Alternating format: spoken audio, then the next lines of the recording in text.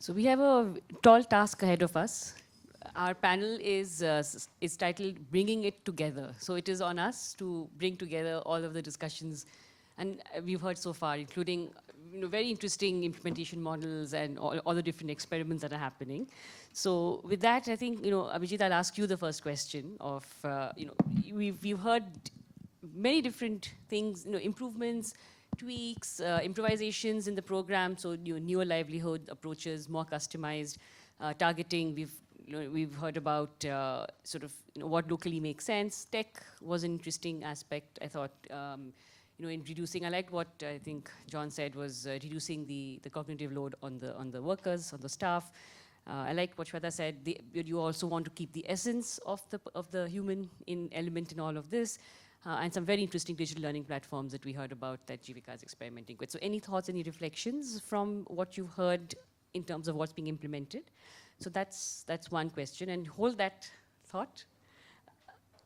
Newer challenges that we'll face. So we're looking at, some of us are looking at thinking about climate adaptation, and that's going to be a big challenge. So how does this group interact with that? Could any of these newer approaches speak to that? And of course, we've been talking about gender empowerment and psychological stress. So just bringing it together in any way possible. Okay, if I can remember all those words, that would be a good thing. I think on the implementation, I really should not say very much. I think everybody has spoken more insight than I ever will have on that. I think they have more experience. I wanted to flag something that did show up in the data across countries, which is that, and something that's going to be therefore an issue, I suspect, and I'll say something about what I mean by that for India as well. So I think one thing we found is we computed the rate of return on the program across countries, and part of the variation in the rate of return in the Indian program, if you assume that the 10-year return, 10-year gain in income is sustained forever. So 10-year gain stays now, the 25% stays forever, is 1,000%. Okay? One rupee gives you 10 rupees, which is pretty good.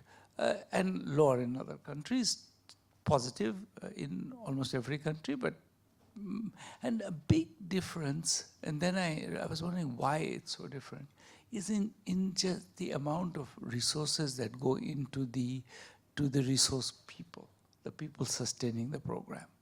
I think it's a completely key piece of the program. We did do an experiment in Ghana where we did not provide that, and that didn't have any impact. So we did randomly choose some villages where they were given the assets but not the support. And for these people, I don't mean this is going to be true for all the poor, because these are, after all, people who really, as the panel emphasized, have a confidence gap. And I think that it's very important. I think Mahua said that, and I think it's exactly right that it's about confidence building. It's about making people realize that they too can do it. So I think that job is important. It's a job that is expensive in some countries. I think Bandhan, in the evaluation we did, used fairly, high-skilled people, but we're not paying them very much, so I don't know how much of our results are better for that. And I think that, in particular, as we see rising aspirations among the young, I think it's going to be very important to think about how do we keep recruiting people?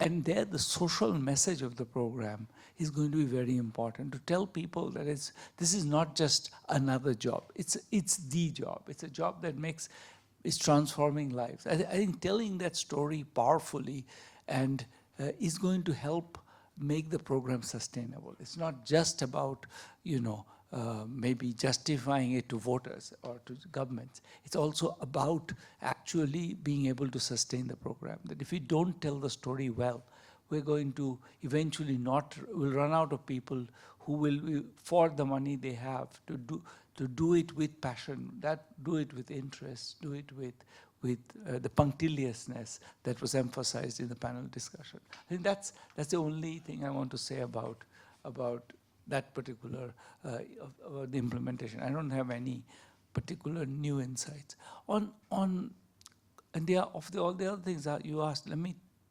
mostly focus on the climate. So I think climate is obviously a huge looming problem. I mean, anybody who's been out today, walking in Delhi even for 5 minutes, knows that. It's extraordinarily uncomfortable, and lots of people are working outside physical work right now. We also know that that's extremely dangerous.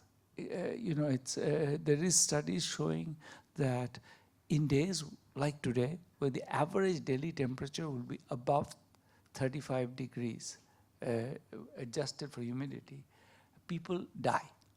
And you see that in the data. You say when there are days, more of those days in a month, in different years, we see more deaths in those. Those are very big effects, in fact. So I think that at some point, I hope we're in a place where we can say, okay, on these days, we're going to provide people with some kind of a out. They don't need to work outside. They'll get some kind of support. They'll be able to not work on such days. Because I think any human society should aim for that. But I think, having said that, I would say that's not the kind of thing that the graduation approach is designed to do. The graduation approach is for long-term sustainable changes. This is for people who already have livelihoods, but who cannot deal with the climate.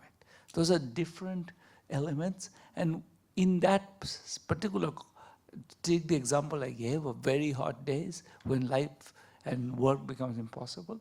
I think in those days, helping people survive will be an important task of the state, but it's not one that the graduation approach will solve.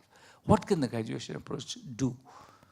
It must, I think it's the kind of thing that, going back to the example of the deep south of West Bengal, places where life will become totally impossible because people can't live the sea level rising. People will have to be moved from there and given livelihoods. And there, the graduation program will be critical because they'll have to find a new livelihood. So I think that the graduation program its brilliance is that it's very specific. It's a bunch of things. It's targeted to a particular population. It's not targeted to a population who already are, doing, plying a cycle rickshaw, but it's too hot for them because they have a livelihood. They know what to do. It's not that. It's for people who will be suddenly bereft of a livelihood because we have, created a world where it's just their particular place of being is no longer habitable. And for those people, we'll really need to think about things like the graduation program. So let me finish there. Thank you very much, Abhijit. That's a sobering thought, but also I think bringing sharpness to how do we think about integration of different challenges that are going to come up into the graduation approach. So the next question is for you. So what is your vision for the Samaveshi JEEViKA program in realizing the government's commitment to reducing extreme poverty in India? I understand it's a very broad question, but would love to hear some of the programs, schemes that you have in mind, some of the efforts that the government is taking in this regard. Thank you very much. So I think you have asked me a very broad question, and there are so many aspects to it. So it's a challenge to answer that question only itself. So, but I will try to cover it. So the basic objective of the government is that when we are looking at the India in 2047, that it should be a developed country. So, but for to be a developed country, nobody should be left behind. That is the second motto. So the persons like Mahatma Gandhi you used to say that who are standing last in the line. So we need to take care of them also. So there I feel that this Samaveshi JEEViKA Yojana comes into picture. But the challenge is that how to first identify them, then to support them, and then to make their life sustainable. So that is a big challenge. And as sir already knows that there have been, and you, everybody in this room knows that there have been many programs.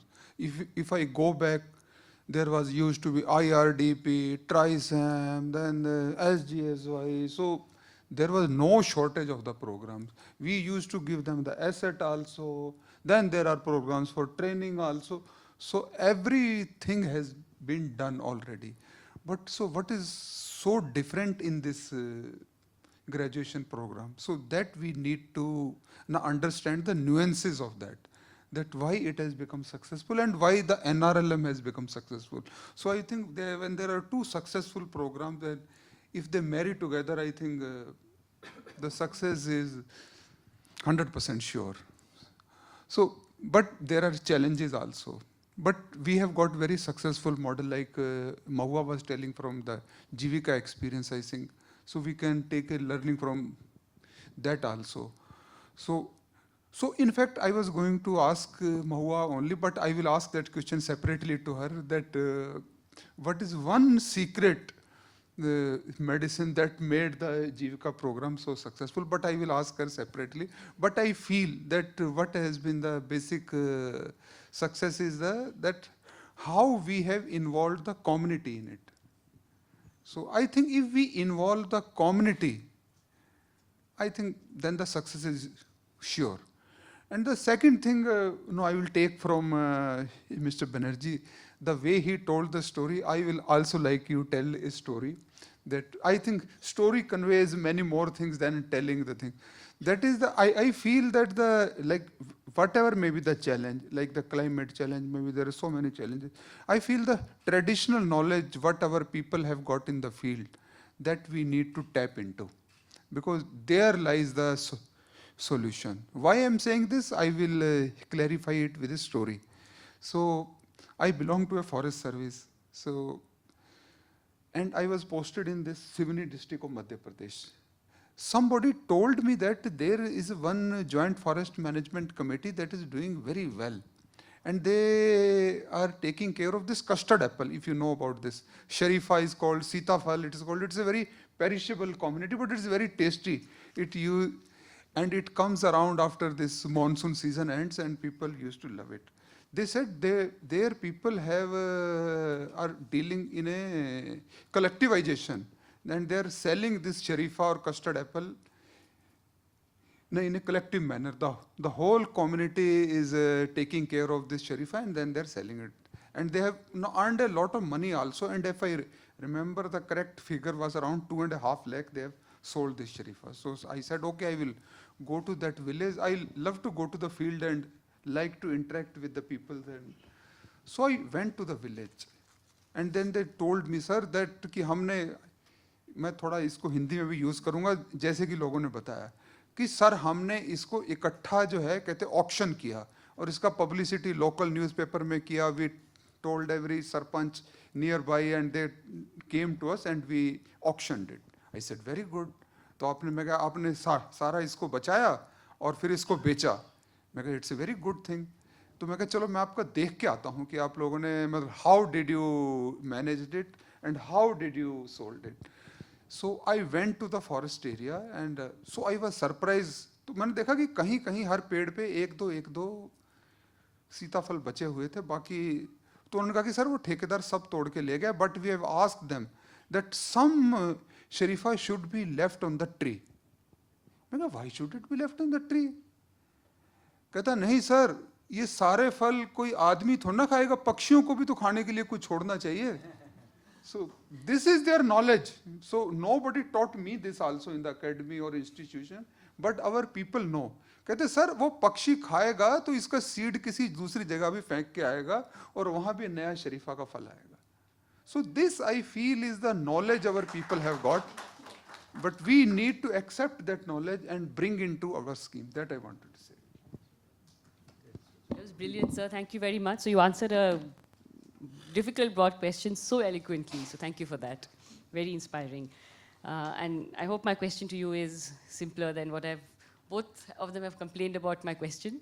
So I hope I have an easier one for you.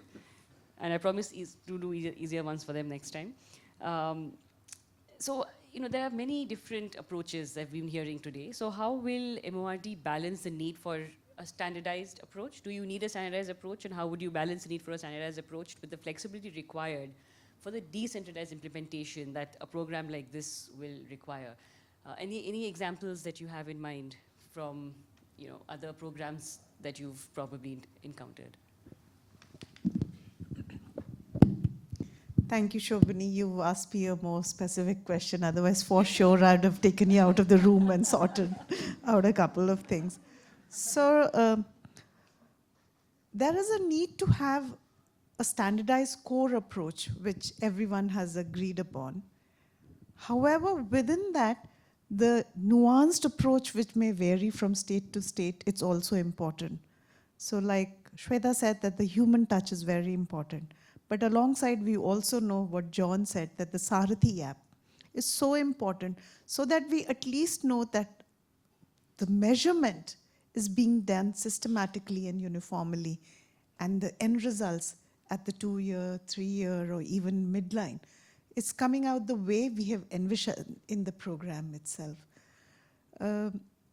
Even within what Nudge has been doing in Meghalaya, for example, they've specifically gone and targeted a unique sociocultural phenomena that exists there, which is unwed mothers. Young unwed mothers who are socially excluded, live perhaps outside the village boundary, abandoned not just by their parents, but also by the husbands who've gone away.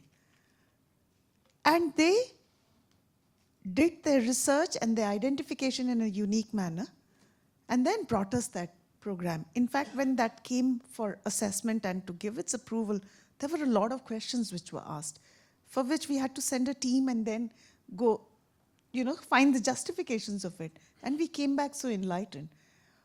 Likewise, I was talking to the BRAC team, and they said that in Karnataka, they are very keen to target the Devdasis. Now, I'm sure to identify them and to give them the specific intervention that they need would need a very localized approach. So I think the whole beauty of the graduation approach is that while we understand, like Professor Banerjee said, that the key 4-5 components that we all have to do, but within that, understanding what my beneficiary requires and what kind of coaching or education is required. So both go hand in hand. And I've been saying this to a lot of people, but in best form of collaboration is when we share the tech platform, so that there is a continuous exchange of data, of learning, and also exchanging ideas of what may work and what have been the failures and improving upon those. Thank you. So I think you've partly answered the next question that I was going to ask you, was how do you envision the role of different partners coming together to support NRLM on this mission? So we have policymakers working together with academic researchers, with committed donors, with implementing partners. And again, things are very country-specific, design-specific. So how do you see all of them coming together? And is there a role for the private sector in all of this?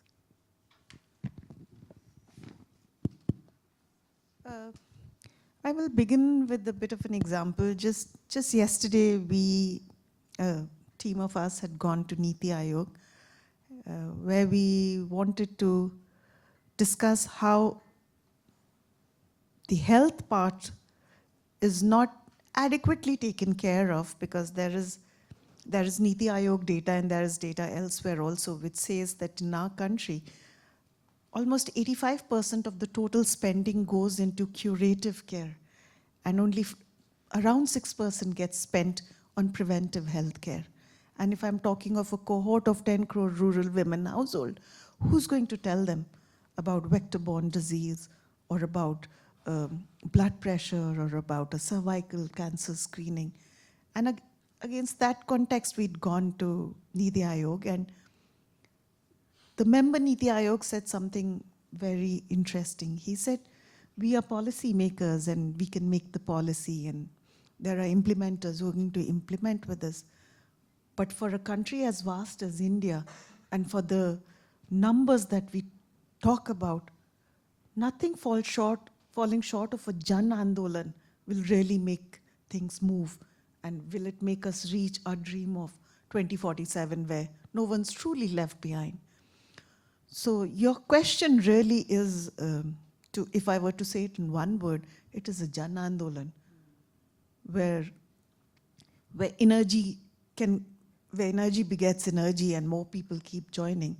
Having said that, if I were to give you a more drilled down answer, it's the policymakers and the academic institutions that tell us what are the time-tested evidence-based models, that tell us that this is to be implemented in these specific areas. And not just that, they come back to us and even tell us, this is not working, boss, you need to alter it. Donors, I can't even tell you how important their role is, because a lot of our collaborations are non-financial in nature. And at the other end are partners who have got into this program and supported us. And without these non-financial MOUs, I think NRLM would not be able to scale up the initiatives that we are doing now. So every partner in the development sector, in the skill sector, in the health sector that is working with us are very crucial pieces of the puzzle called India. As regards the CSR space, I think CSR has a huge scope, and we have been in touch with a couple of big agencies where we are telling them to bring in more specific drill-down skilling components. Having said that, Charanjit sir is also leading an initiative within NRLM where we are trying to just have a CSR cell where at least we can guide our partners who may not be as big as some of the national level ones, but who may want to work in a specific geography, a specific state, but they somehow don't know where to go or how to even collaborate for lack of a proper conversation to begin with. So we are doing all of that. But CSR in the rural sector can make so much of a difference when it comes to building infrastructure, when it comes to building cold chains, processing, branding, packaging, and labeling, where the NRLM is really trying to up its game, so to say. So I think that's an area where we will need more thoughts, because it's largely untapped, but will be very crucial piece for Jan Andolan to really happen. I'm not sure whether I've been able to answer your question, but thank you. Very succinctly, thank you very much. That's I think very interesting to hear, especially I think your vision for how CSR can complement these efforts is actually really interesting, and this is something that we want everyone to be more evidence-informed, and that's one group that needs to be more evidence-informed. So I think the more that we can collaborate with them and bring them onto the journey, that'll be superb. Abhijit, so last set of questions before we wrap up for the evening. So again, broad question for you, Abhijit, is that in the next decade, what do you think will be the biggest challenges for poverty alleviation for India? And any lessons from other countries that we can learn from? I mean, we already talked about climate, and I think climate is going to be the single biggest challenge. And I think, and it's sort of independent of whatever, hopefully will be less callous about the whole thing than we have been so far, the whole world. but I think it's, for us in India, it's sort of a given that we're going to be hit with it, being hit with it already. It's going to be worse. It's going to be worse for a long time. Even with, you know, the best possible path we can think of, is going to hit us for a long time. So that this, and we already talked about climate. So I'm going to skip that. The other thing I think that we are clearly sort of only beginning to understand is aging. I think aging is going to be a huge issue for us. We think of us as a young country, but in fact, because the fertility has dropped quite fast, aging will also be quite fast. And one of the consequences of aging that we see is the, and we did some work on this in Tamil Nadu, the increasing presence of single older people living alone. That's a very big challenge. And even when they're not living alone, a lot of the older people feel isolated. The depression levels we see among single older people living alone, they're more, the proportion of older people living alone in rural Tamil Nadu is compared to the US, comparable to the US. We're really stunningly high. We didn't expect that. Second thing we find is that the depression levels are much higher than in the US.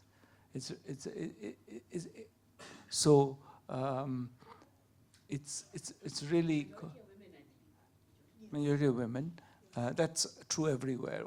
Once you're beyond a certain age, women outlive men. And I think that one of the things in which we want to, one of the places, and these are often also precisely because they're living alone, or even if they're not living alone, because they never had outside the household livelihood, they have no economic power of their own. They're really in the household, and this is, Jean Drèze wrote about this 25 years ago. The widows, during famines, widows die. And that same pattern of that they are the least economically empowered people, it remains and will remain for a long time because our women's labor force participation is so low that they will not have incomes in the future. So I think that whole set of issues about aging women without any income, and how do we support them? How do we support them to be not just somewhat more economically viable, but also less depressed? How do we create social institutions which we have so far assumed that the family will do the job of supporting these people? The family is not doing it. That's partly because because of the demographic change, which happened early in Tamil Nadu, will happen everywhere in India. You see these, there's one son. The one son has gone away. He works now in, 200 kilometers away. The mother doesn't want to move there because he doesn't get along with the daughter-in-law. The power structures have changed. All of these things are happening right now. Until, if we don't take sort of account of the sociology of all of that, of this demographic and family level change, I think we're going to get this one wrong. And I think we're still dreaming of a traditional family that, you see that mostly, if you turn on a sitcom, it's all joint families. Joint families really are a dying species. And I think that's something we have to start to take it, especially in urban India. And I think we haven't thought about what that means for our social support. Thank you for that. Again, very, very critical and sobering. I think I'd think about some of these challenges, and a lot of that population is going to be, in our graduate cohorts, are going to be hitting that space issue as well in the future. So last question I have reserved just for you. If there's one thing that you want the audience to take away from today's discussion in your mind, what would that be? From today's discussion.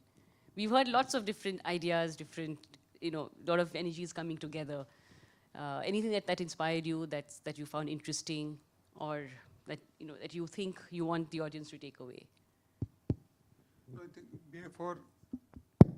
before I come to that question, I will buttress his point that climate change is the real thing, and climate change is going to impact the poor people the most, and women will be the first to suffer because she has to take care of her family, whether for cooking the food, for bringing water, or taking care of the children. So I think so that's why this thing becomes very, very critical for the day NRLM. So we need to focus on that. But I see the hope also in the day NRLM only, because just today only we finished one campaign on this seed treatment for natural farming, that we are advising our farmer, especially women farmers. We want to recognize their role in the agriculture, which has not been appreciated. So we support them in every way. So I feel that that is the way. And why I'm saying this? Because I was holding one video conference only at 4 p.m. today. So there was such a enthusiastic response from all over the country. It becomes very difficult to control them also. Everybody wants to speak and they feel so happy, then they feel so involved. So I think, and like she also mentioned, that we need to create a Jan Andolan, and the NRLM with the 10 crore family provides the big platform. So I think that will be my learning for you, that if we work together, so we can make a lot of difference. And the day NRLM provides the satisfaction also. So I will buttress her point also, because I'm getting this opportunity with the mic, I will utilize it. So I will give you just one more instance that why I'm saying. We launched this incubator program with IIMs. So we thought that we will provide them the best support. But we were hesitant also. These IIMs are such top-notch institutes. So are they going to work with these rural poor women? And we were hesitant from that side also, that are they going to work with this top-notch management institute? But I am quite happy to say that the results have been astonishing. Wow. For 150 application which we were going to support the entrepreneurs in West Bengal, we got more than 40,000 applications. So such was the response. And the IIM chaps were so happy to support us that when this got over just on 30th June, sir कहते हमें इससे ज़्यादा कोई programme में मज़ा नहीं आया, हमको तो कैसे ना कैसे इसके साथ जोड़ के रखो, हम आगे भी आप ही के साथ काम करना चाहते हैं. Because the satisfaction you get, so this cannot be explained in words or something like that. So I think if we work together, so that way we can make a difference. I think that will be my message to you, that we need to work together. Thank you. Thank you very much, sir, for that. And I'd like to also ask the same question to Ms. Charan. Okay. So to say that I have a message among such an enlightened audience, which is led by Professor Banerjee, by Charanjit sir, our additional secretary, and such passionate collaborators who've been in the field for 10, 15, 20 years. If I was to say this in Hindi, ये बहुत बड़ा दुस्साहस होगा कि मैं आपको कोई message दूँ. A word in English which kind of pales in comparison is like, it would be like having the temerity to try to give you a message. So I will take an easier way out, and I would like to quote what Professor Banerjee said while he was addressing us. And he said, this program has shown very effectively that even the hopelessly poor who are at the extreme end of poverty are indeed talented. And that's what the program shows. Sorry, sir, I have just kind of paraphrased. Sir said that if we give them the ability, they will move from, he said if we give them the ability, they will move places.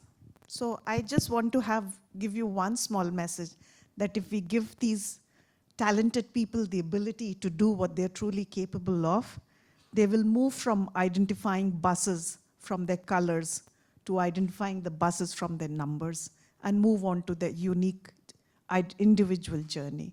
Thank you very much.